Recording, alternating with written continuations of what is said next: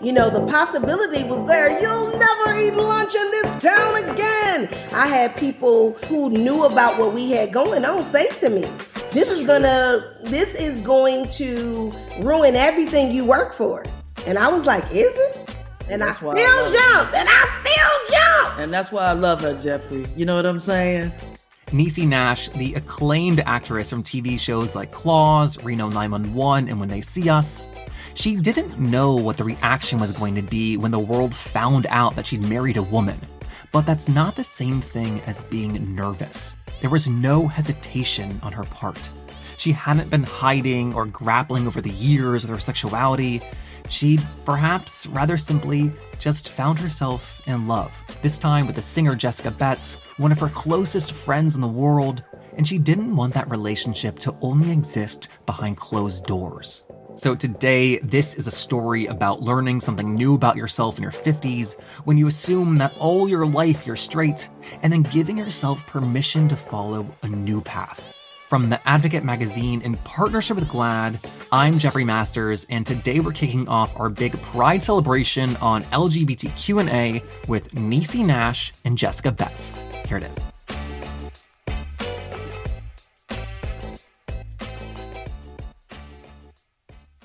I want to jump right in. The two of you have been friends for about 4 years. And when friends start dating, I always wonder, after that much time, what changed? Niecy, let's start with you. What changed that made you realize something deeper was here?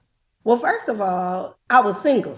Let's start there. Let's start that I wasn't in a marriage or a relationship that required monogamy. And so I did not know that someone who was my dear friend, I considered a dear friend, was going to be a place to land because I've never dated anyone of any gender that I was friends with. So what happened was I was single, finally, and I was open to whatever God sent into my life next. And then for Jessica, Niecy's told a story where she reaches out and, touches your neck at the end of a movie one night. What is your reaction? What's going through your mind when she does that? I was like, what the hell is going on? I had a complete monologue of, I was nervous and I was like, what the hell is going on?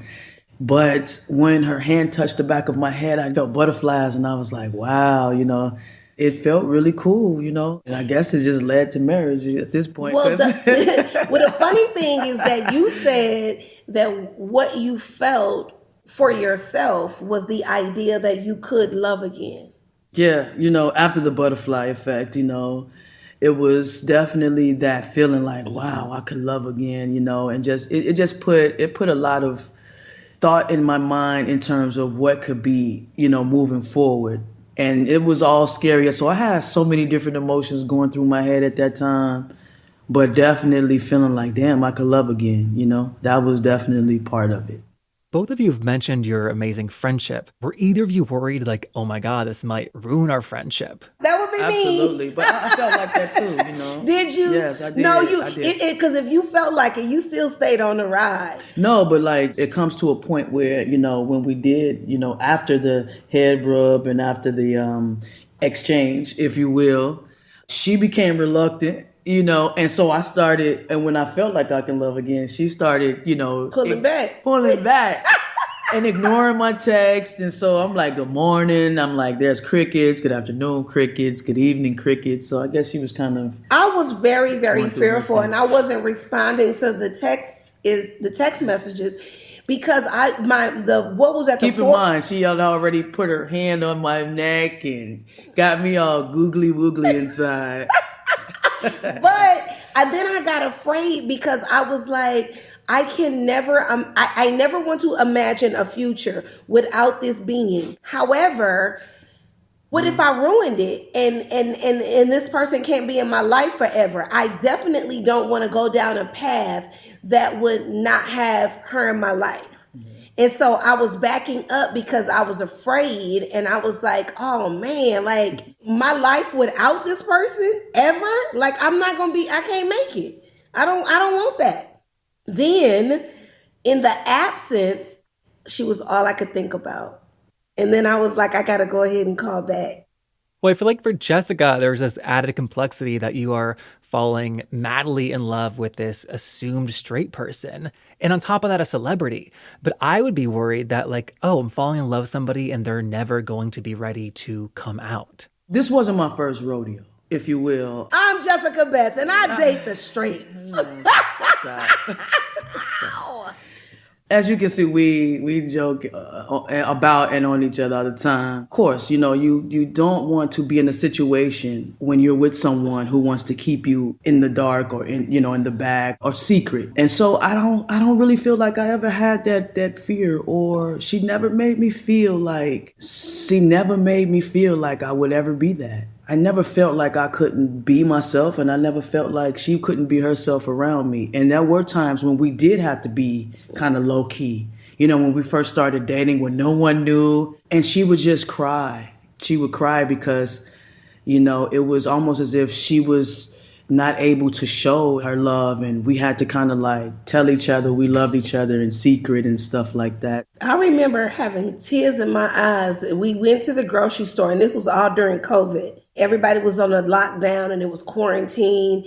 And I'm just standing in the middle of the aisle like, and she's like, "What's wrong with you?" She come from around the corner and said, "What's wrong with you?" I was like, "I just want to hold your hand in the grocery store." We were never a secret. We were private until we figured out you're my person. Mm-hmm. Once we identified with that part, we were able to then say, we're going to move forward in this way. So while our very, very close friends and immediate family knew, the world did not find out until after we got married. Because there's a huge difference with having privacy and being a secret. Yeah. It's interesting you bring that up because sometimes I feel like when a celebrity comes out, we demand that they disclose a lot of private things to us, and we ask revealing questions that we never would have asked, quote unquote, Niecy Nash married to a man. Have you felt like that?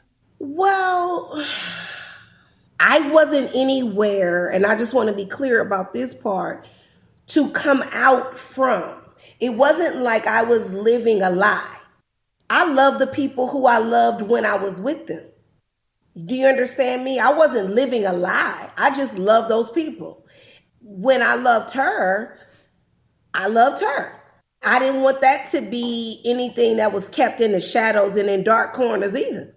So it wasn't as much about me coming out as much as it was about me coming into myself, owning that I allowed myself to not only feel what I felt, but then to do something about what I felt for her. That's so interesting because, falling madly in love with somebody is very personal. It's a personal thing. But in this instance, I would think that also falling in love with who you did would cause a potentially radical change to your identity. You're suddenly a member of the LGBTQ community. I call it a radical change, but do you feel like that? Well, yes. When people say, "I want a number one," you can't get up to the drive-thru and then be like, "Who put these fries in here?" Because it comes with it. Yeah. So getting my mind wrapped around everything that came with it, I was immediately at a space and a place where I was like, Jessica comes with what she come with. And I love her so much. I used to cry. Mm-hmm. Because I wanted to just love you out loud. Yes. Now, let me just tell you of the world. We had no idea how they were going to respond to this news. Yeah. You've only ever known Niecy Nash to be one way. You've never seen me. It wasn't rumored that I did this or did that. Like, some other people were like, "Oh, there's a smoking gun." It literally was snatched out of the atmosphere. Because people were like, "This has to be a movie. Is this fake? This can't be real. Is this a role?" "Oh no, I give it 5 minutes. Oh no. This will never last. Is this a publicity stunt?" However, I have to say we have received the warmest welcome as a couple. Mm-hmm. And the world has been surprisingly kind. 2020 was such a hard year for everybody with the pandemic and then also this ongoing racial reckoning in the country.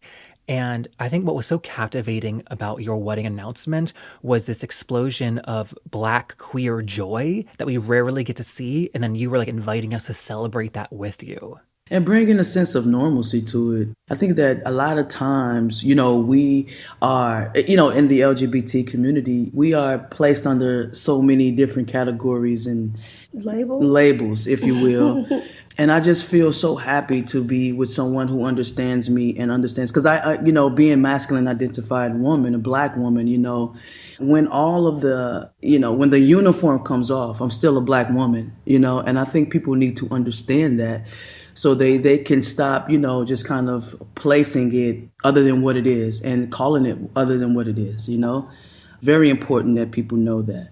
So was it a conscious decision that the two of you made together to be so public about your relationship? Well, I don't think that we're what you would call so public. I think what happened was that we fell in love. We decided to give it a little time to make sure we really wanted to do this. Mm-hmm. By the time we decided we really wanted to be with each other, she already put a ring on it. And I was like, okay, we got married in 6 weeks. 6 weeks from the time we got engaged. We had already been a vibe. And so letting the world know wasn't anything different than my last 2 marriages. It was like, hey guys, I got married, because I don't want to be outside walking down a promenade somewhere with this lovely thing and somebody tell my story. Like, oh, I saw Niecy Nash with a woman down at the Piggly Wiggly. No, Niecy Nash told you that she was now Carol Bex. I let you know. You didn't let me know. Mm-hmm.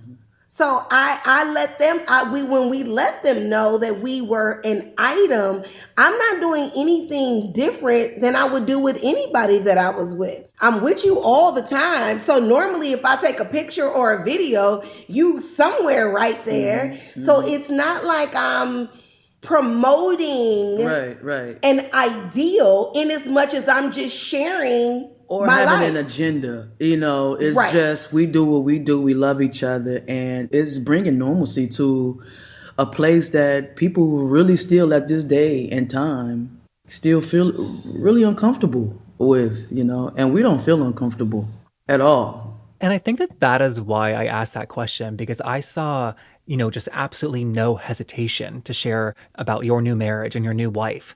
And it stood out to me because we've seen repeatedly celebrities come out and they don't want to talk about it. They make the announcement and they don't want to ever talk about it ever again.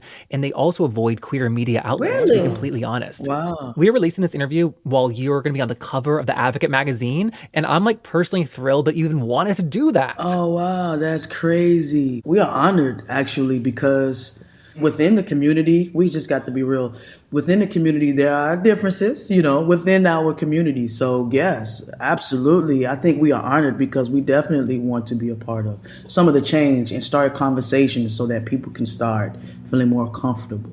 And it's kind of amazing too, from the person you were, let's say like 10 years ago, Niecy. You wrote a book in 2014 about dating and relationship advice, specifically for women dating men. And so it's so fascinating to see like the massive change from that person to like the one you are now. And I think like the big question is like, how did you get there? And it sounds like the answer is like you were just open to it when it was in front of you. Well, the one thing that I will tell you about that, when I wrote that book, I was married to a man. I wrote it from the perspective that I was in at the time. However, I still feel like those same principles apply. I mean, I talk about in the book, how do you know when you are with a partner and you're equally yoked? I talked about intimacy. I talked about how to fight fair. I talked about how to sustain your love. All of those principles still apply. I think there's only one quote in the book that people pull out. Yeah, is that when I said a BJ a day keeps the divorce attorney away. And they were like, well, you got divorced. Well, did it work? It obviously didn't work. I said, no, I just stopped doing it. It worked. And it's still applicable if you smell what I'm cooking. So people need to stop. People need to stop. Need to stop what? They need to stop when they're with that one book, judging the entire book by one quote. But I don't doubt that the BJ a day keeps the divorce attorney away. I say keep that slogan going. This is the part where I put my hand over her mouth and say, please don't say anything else. We gonna make them pay for that info. You know, we have this image in Hollywood, I think, of celebrities and teams and highly controlled PR machines. And I just wonder, was there any discussion behind the scenes about waiting or even not sharing your relationship? No, I think that it was private, and our close family and friends knew. My children, my mother, Sherry Shepherd, Ava DuVernay, and Oprah, I think, was on my side. And a few people close and on her side. And once we decided to get married, we kept it really intimate because of COVID. Because I would have married her in front of 1,000 people. But we whittled it down to 24. So we had drive-up COVID testing. We did all the precautions. We got married. And so our guest signed an NDA because we wanted to tell our own story. And so it was like we got married on a Saturday. We had brunch on Sunday. I said, babe, you know, these people ain't going to keep this private for too long. What we going to do? And on our way to our honeymoon, we posted at the same time. There was never a doubt. I could not wait to just love you out loud. And you know that. I couldn't wait. And you know that was the thing that I was excited about the most, right? Mm-hmm. I cried about it. I prayed about it. I'm like, I just want to love you. When we stood in our backyard and took our vows, and we said vows to each other, I don't think I've ever been in a relationship where I have ever felt this fully seen by my partner. The love that we felt on that day is what I hope that we are putting into the world. I don't want to cry. I'm so grateful. I'm so grateful for people who love us, you know, and who send us encouraging messages and emails, and because they didn't have to. They did not have to. People as a whole did not have to be that kind. And then once we posted that picture, we were like, I felt so free. We jumped off the cliff, and I felt so free. But we didn't know what was going to happen once we posted it. And because I was on doing what I was doing in entertainment, the possibility was there. You'll never eat lunch in this town again. I had people, who knew about what we had going on say to me, this is going to ruin everything you work for. And I was like, is it? And she jumped with me anyway. And I still jumped. And that's why I love her, Jeffrey. You know what I'm saying? With people saying that this might ruin things, how much was your race a factor? That like you'd worked your butt off as a Black woman in Hollywood to get where you were? I don't know if my race was a factor. I can't confirm or deny that from the people who said it to me. I heard it from Black people, but I don't know if they thought that my race would be a part of what wouldn't let me overcome the choice where I lay my head. And I think that oftentimes as a society, you assume that white people are given more privilege, more leeway, more chances than maybe non-white people are. But they did not use the term because you're Black. So I don't know if that's what they were thinking, the people who said that to me. I was wondering because you started your career with Reno 911, at least like in a big way. That's like when we got to know you. Yeah. And it wasn't until when I saw When They See Us, the Ava DuVernay Central Park series, that I was like, oh, Niecy Nash is a dramatic actress also.